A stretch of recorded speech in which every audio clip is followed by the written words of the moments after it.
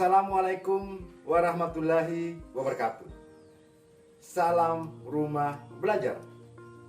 Sahabat rumah belajar, berjumpa kembali dengan saya, Mamat Liputo, Duta Rumah Belajar tahun 2017 asal Provinsi Gorontalo, yang saat ini tengah melaksanakan tugas di SMA Negeri 1 Tibawa. Pada pertemuan kali ini, kita akan membahas salah satu jurnal yang sangat penting untuk kita ketahui bersama. Jurnal tersebut adalah jurnal khusus. Sebelumnya, kita sudah mempelajari tentang jurnal umum, jurnal penyesuaian, jurnal penutup, dan jurnal pembalik. Itu pada materi semester ganjil. Tetapi, untuk perusahaan dagang, terdapat salah satu jurnal yang disebut dengan jurnal khusus. Seperti apa jurnal khusus tersebut? Yuk, kita lanjutkan materi ini.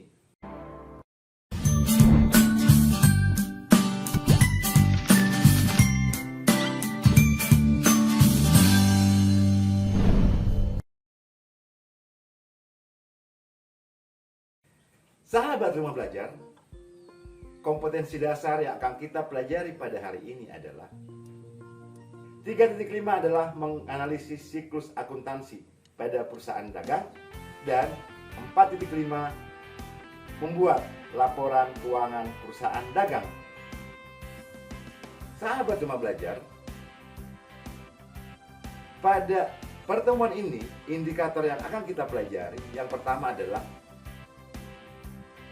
mendeskripsikan pengertian jurnal khusus. Sementara yang kedua adalah menyusun jurnal pembelian dan pengeluaran kas. Sebelumnya kita sudah mempelajari tentang jurnal umum, di mana jurnal umum ini adalah untuk mencatat transaksi-transaksi yang terjadi pada perusahaan. Tetapi semakin banyak frekuensi terjadinya transaksi tersebut, maka perlu adanya suatu jurnal yang khusus mengelompokkan transaksi-transaksi yang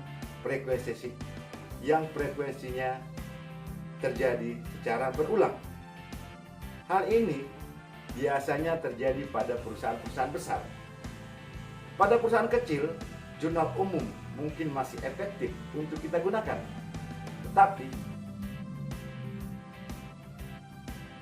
pada perusahaan dagang yang besar, maka transaksi-transaksi tersebut yang biasanya terjadi berulang akan dikelompokkan menjadi satu jurnal. Khususnya untuk perusahaan dagang, di mana frekuensi transaksi semakin banyak. Oleh sebab itu, perlu adanya pencatatan terhadap transaksi tersebut secara sendiri-sendiri. Seperti perusahaan banyak pengeluaran, maka transaksi-transaksi tersebut kita catat dalam jurnal pengeluaran. Dengan demikian, jurnal khusus adalah suatu metode yang digunakan untuk mengikhtisarkan transaksi dan menjadi pekerjaan mendasar pada kegiatan akuntansi. Jurnal khusus ada 4 macam. Yang pertama adalah jurnal pembelian, jurnal pengeluaran kas, jurnal penjualan, dan jurnal penerimaan kas. Sementara jurnal umum adalah pelengkap dari jurnal khusus tersebut. Untuk pertemuan kali ini, kita khusus membahas tentang jurnal pembelian dan jurnal pengeluaran kas. Sahabat rumah belajar, jurnal pembelian adalah suatu jurnal yang digunakan untuk mencatat transaksi-transaksi pembelian secara kredit. Semua pembelian, baik itu dengan faktur maupun dengan pembayaran tertunda. Sementara untuk jurnal pengeluaran kas berguna untuk mencatat transaksi-transaksi pengeluaran kas, baik itu pembelian tunai maupun pembayaran beban-beban dan lain sebagainya. Bagaimana proses pencatatan transaksi ke dalam 2 jurnal tersebut?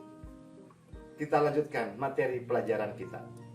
Baiklah sahabat rumah belajar, sebelum kita masuk ke jurnal pembelian dan jurnal pengeluaran kas, sebaiknya kita mengetahui dulu perbedaan jurnal umum dan jurnal khusus.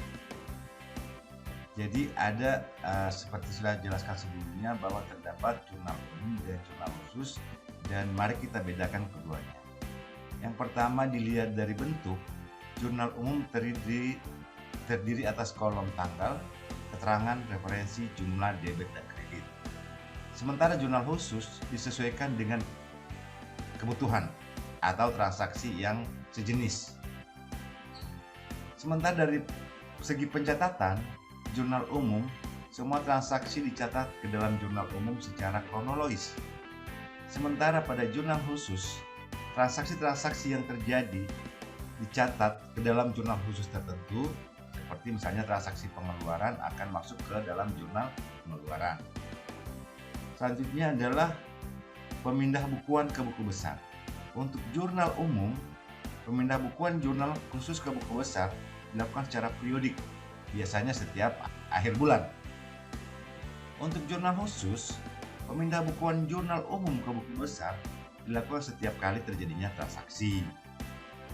Selanjutnya dilihat dari aspek penggunaan. Hanya ada perusahaan jasa dan perusahaan dagang kecil yang transaksinya tidak begitu banyak. Itu untuk jurnal umum. Sementara untuk jurnal khusus digunakan pada perusahaan besar, dan bila transaksi yang sejenis sudah sering terjadi secara berulang-ulang.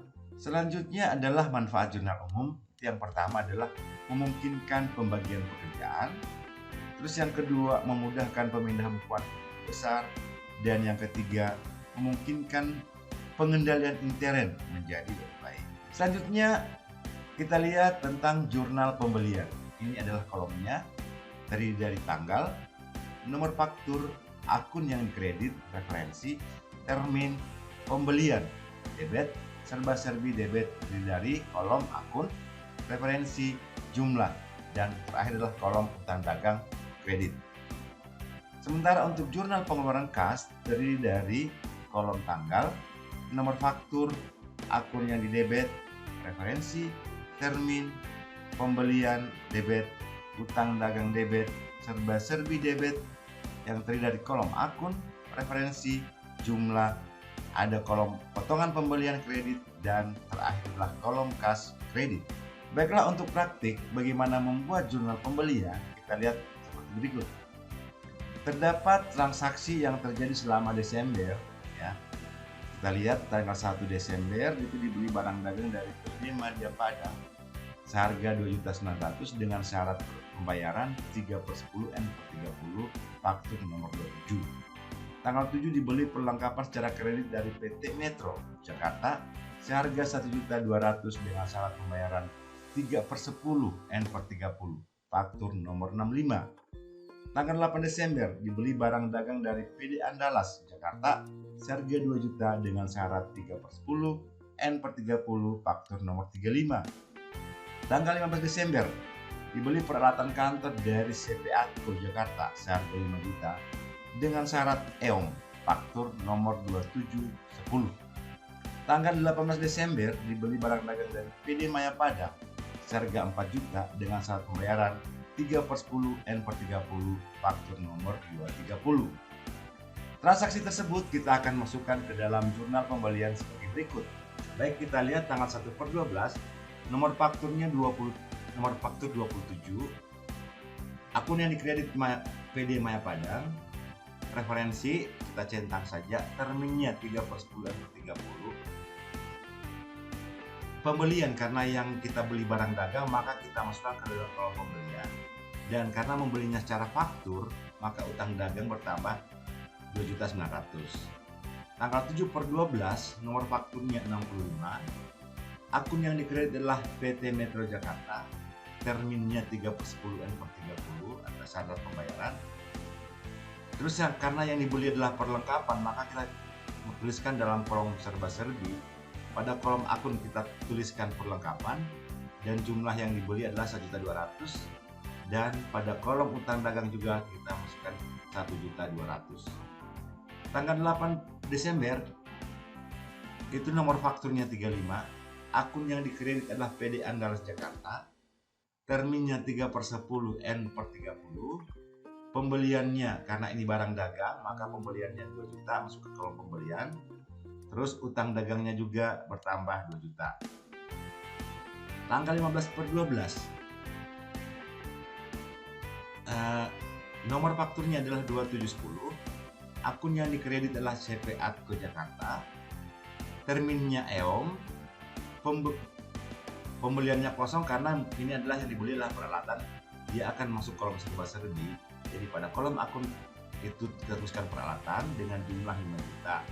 Sementara utang dagang juga kita tambahkan 5 juta kredit. Tanggal 18/12 dibeli barang dagang. Jadi di sini ada nomor fakturnya 230. Akun yang dikredit PD Maya Padang. Syaratnya adalah atau terminnya adalah 3/10 N/30. Pembelian karena di sini barang dagang yang dibeli kita masukkan ke dalam kolom pembelian 5 juta dan utang dagang 4 juta. Sehingga jumlah pembelian sebesar 8.900, sementara serba-serbi 6.200.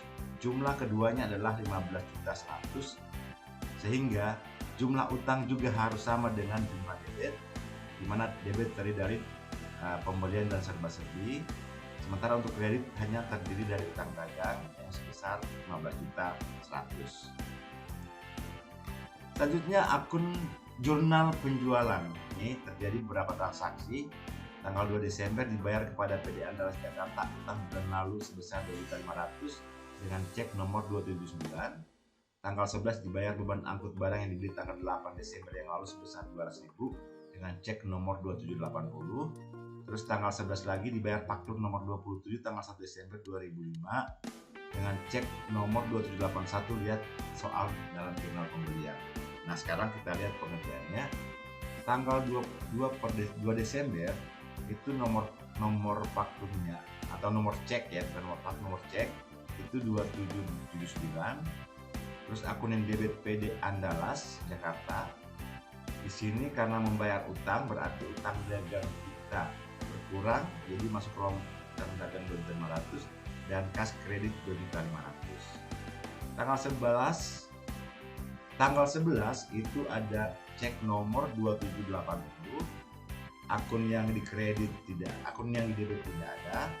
Kita masukkan ke kolom serba-serbi buat angkut barang. Jumlahnya 200 dan kasnya 200. Tanggal 11/12 itu dengan nomor cek 2781. Terus tanggal 1 Desember itu ada pembelian Maya Padang 2.900 ya, 2.900 dengan syarat 3/10 N/30.